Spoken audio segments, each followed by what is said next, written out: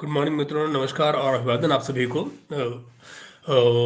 आशा है आपका दिन मंगलमय रहेगा। और मैं आपके सामने 2 चीज़ें लेकर आया हूँ। एक कि एक गिरफ्तारी हुई है और उस गिरफ्तारी पर बात थोड़ी-सी कम हो रही है क्योंकि फ़ोकस और तमाम चीज़ों पर है जो इस समय पाकिस्तान में हो रही हैं। हमने बातचीत उन पे जारी रखे हुए हैं और बात करते रहेंगे। लेकिन इस गिरफ्तारी पर बात करनी यूँ ज़रूरी है क्योंकि ये जनाब, इनका नाम मैं आपको क्या बताऊँ, ये देखिए, ये है वो जनाब। इनका नाम है आज़म खान। ये प्रिंसिपल सेक्रेटरी रहे हैं इमरान खान के।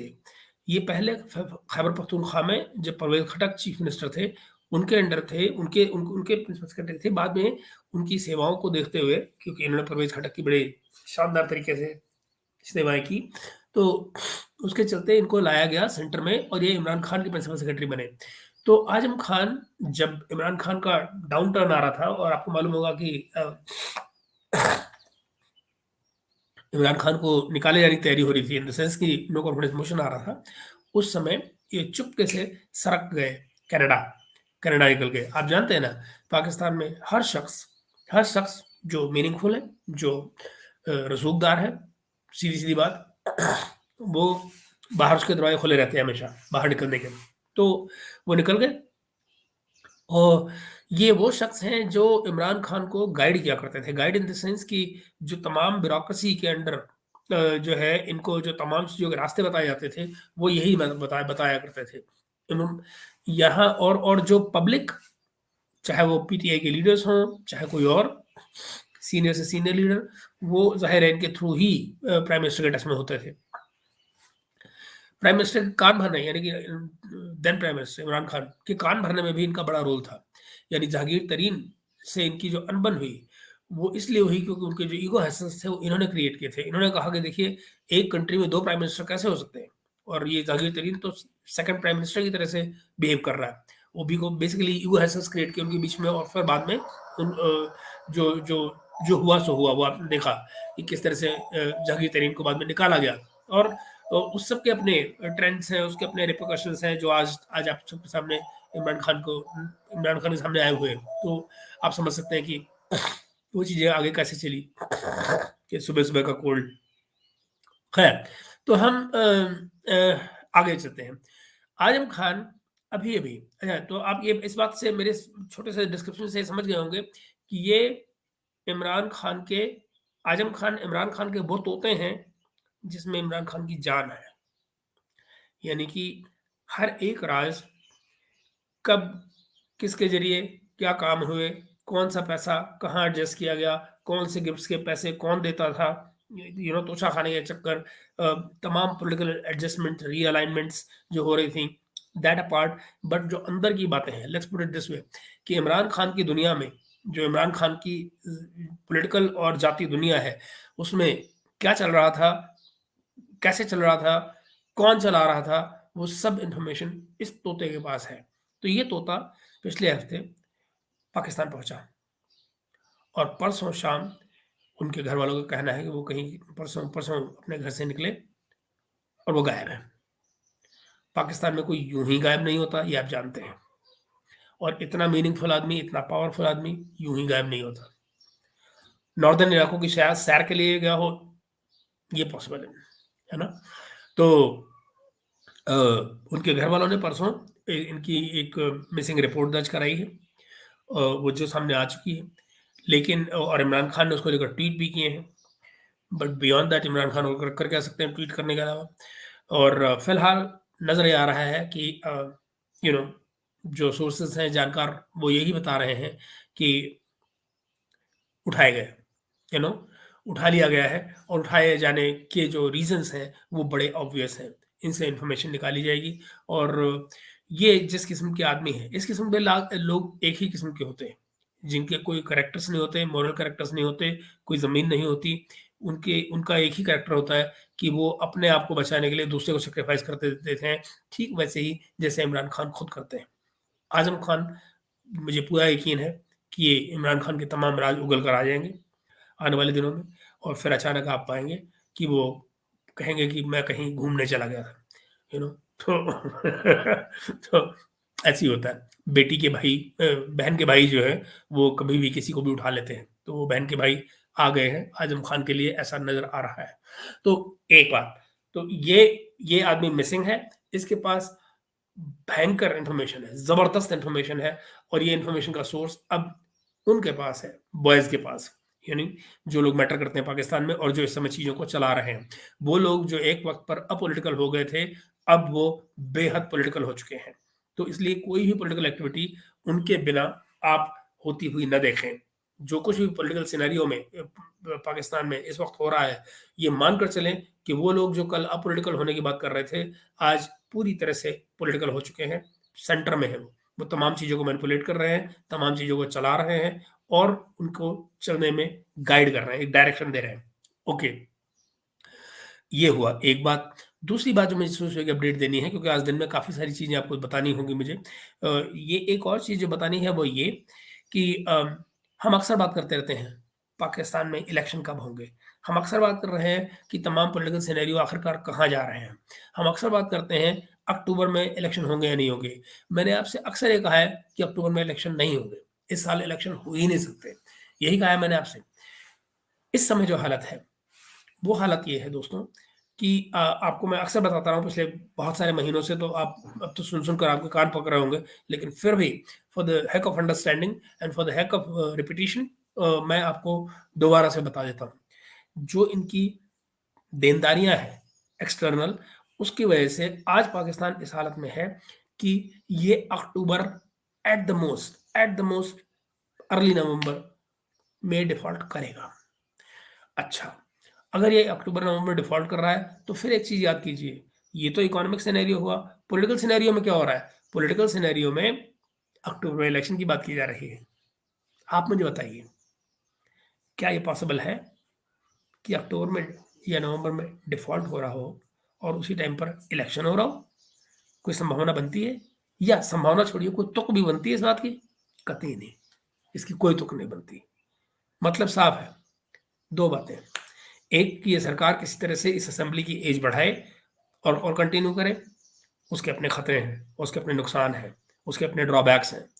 दूसरा कि चुपचाप इसी वक्त इलेक्शन को से ये पॉलिटिकल जो असेंबली है, नेशनल असेंबली, उसको डिसॉल्व करे, नेशनल असेंबली डिसॉल्व करके केयर टेकर गवर्नमेंट, और जो कुछ भी बर्बादी करनी है फिर वो केयर टेकर गवर्नमेंट के जरिए कराई जाए, टेक्नोक्रेट लेकर आए जाए, वो टेक्नोक्रेट 6 महीने 1 साल जो चलाना है चलाएं।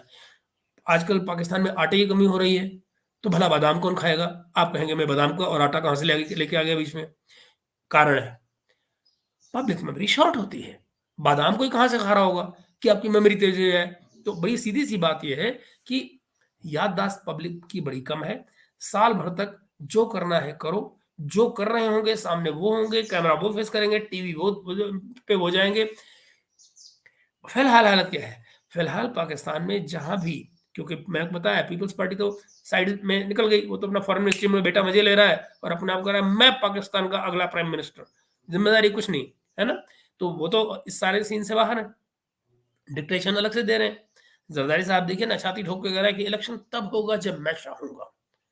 तुम्हारे बाप का माल है, कहाँ से कराओगे इलेक्शन भाई? हैं? जेब में नहीं है धेला, तुम चलो इलेक्शन कराने, कंट्री जा रहा है डिफ़ॉल्ट करने, ये हालत है। एनीवे, बट आप आगे आप देखें, तो पीपल्स पार्टी का इससे कोई लेना-देना है नहीं, तो सारी गालियाँ कौन खा रहा है इस वक़्त? पीएमएलएन। फाइनेंस मिनिस्टर किसका है? पीएमएलएन। लॉ एंड ऑर्डर खराब है, तो इंटीरियर मिनिस्टर किसका है? पीएमएलएन। सारी गाली खाने वाली जगहों पर नवाज़ शरीफ के आदमी बैठे हुए हैं। तो खाओ गालियाँ। नतीजा क्या होगा? नतीजा ये कि आप अगले इलेक्शन में जब भी जाएँगे, ये सब के सब धड़ाम से गिर पड़ेंगे। चुनाव जीत ही नहीं सकते। तो नतीजा इसमें इस तो अब इसमें फ फ अब करना क्या चाह रहे हैं? तो फिर करने का मतलब यही निकलता है, जो पॉलिटिकल तुक बनती है वो यही कि समहाउ ये ऐसे लोगों को सामने लेकर आ जाएँगे, जो वो सब करेंगे जो शायद पाकिस्तान के लिए होना ज़रूरी है, क्योंकि डिफ़ॉल्ट तो होगा। देखिए, डिफ़ॉल्ट से बचने का सिर्फ़ एक तरीका है।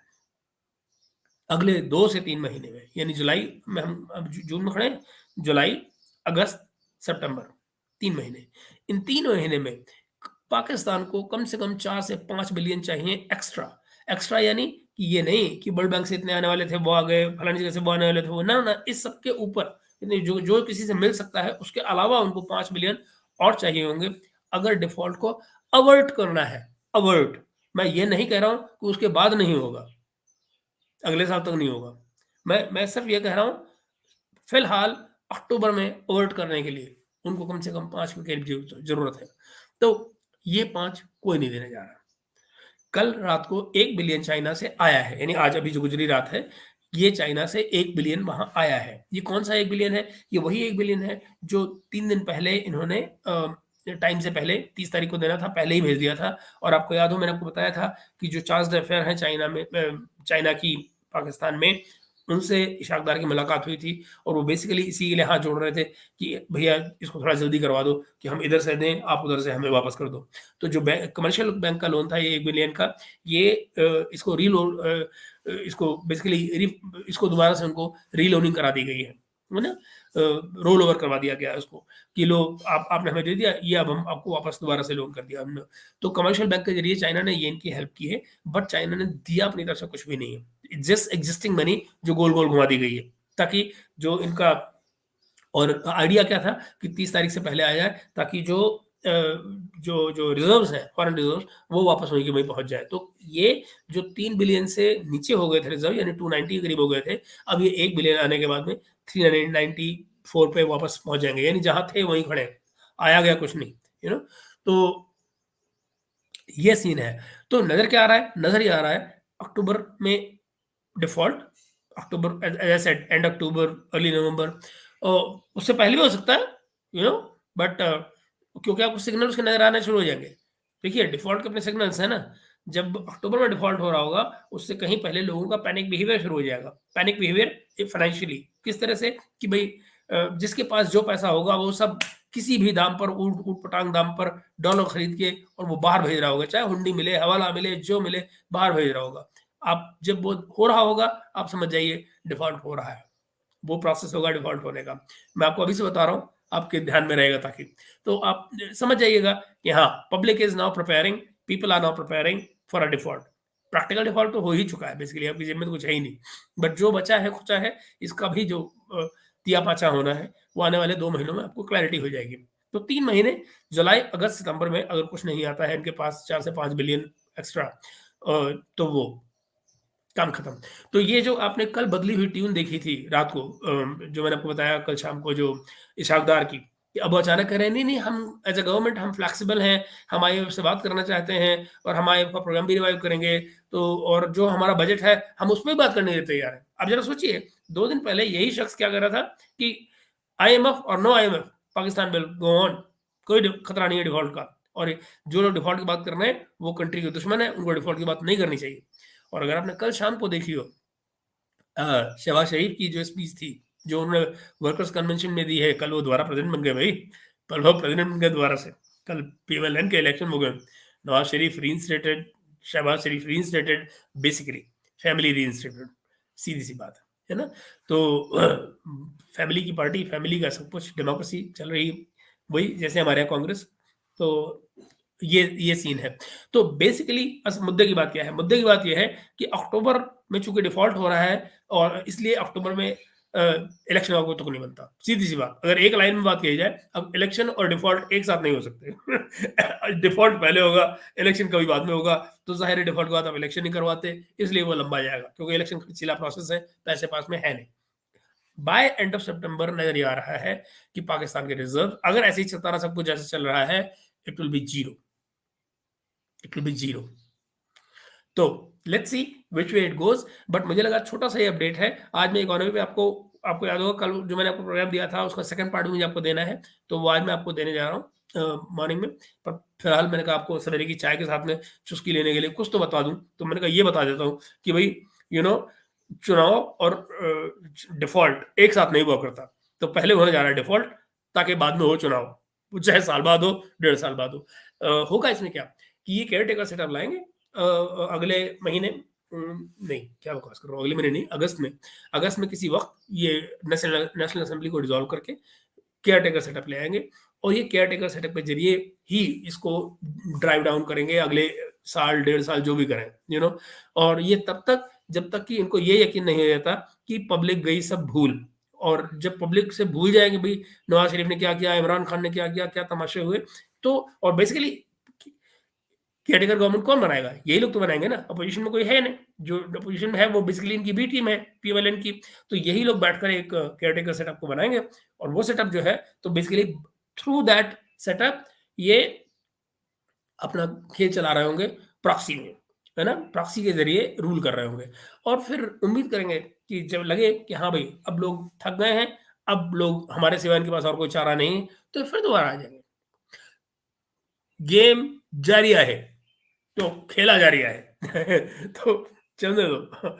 इसको ये अब ऐसे ही चलेगा, तमाशा एंटरटेनमेंट पूरा चल रहा है। इससे पहले बाय द वे ये तो हुआ अंदर की बात पाकिस्तान के। हुँ? अगले साल यहाँ पे इलेक्शन है। उससे पहले यहाँ के अपने पॉलिटिकल कंपल्शंस होंगे और मत भूलिए कि इस बीच में पाकिस्तान में और भी बहुत कुछ सोसाइटल लेवल पे चल रहा होगा। फाइनेंशियल, सोशल डिस्कॉर्ड चल रहा होगा। इनके अपने रिperकशंस होंगे। मत भूलिए वो सब कहाँ-कहाँ जा सकता है, उसके अपने क्या नतीजे हो सकते हैं। चीज़ें, मुल्क, सोसाइटीज़ कभी सीधे ढर्रे पे नहीं चलते। बहुत सारी चीज़ें एक साथ हो रही होती हैं और उनके जो रिपरकशंस हैं, वो बहुत वेरिड किस्म के हो सकते हैं, अलग-अलग किस्म के हो सकते हैं और अलग-अलग एलिमेंट्स अलग-अलग किस्म के नतीजे लेकर आ सकते हैं। मुझसे कल किसी ने पूछा था कि आपने एक शॉर्ट किया था, उसका क्या मतलब था? आप ज़रा देखिए, ये चीज़ें कहाँ जाएँगी, कोई नहीं जानता। बहुत फ्लूइड सिचुएशन है, बट कीप वॉचिंग। हम इस बारे में अपनी बातचीत और आगे जारी रखेंगे दोस्तों, दिन में किसी वक़्त। लेकिन अभी मुझे आपके लिए लेकर आना है इकोनॉमी का सेकंड पार्ट, तो मैं करता हूँ उसकी तैयारी। आप चाय की चुस्कियाँ लीजिए, आनंद लीजिए दिन का और आज के दिन को मंगलमय बनाएँ अपने। शुक्रिया आपका बहुत-बहुत।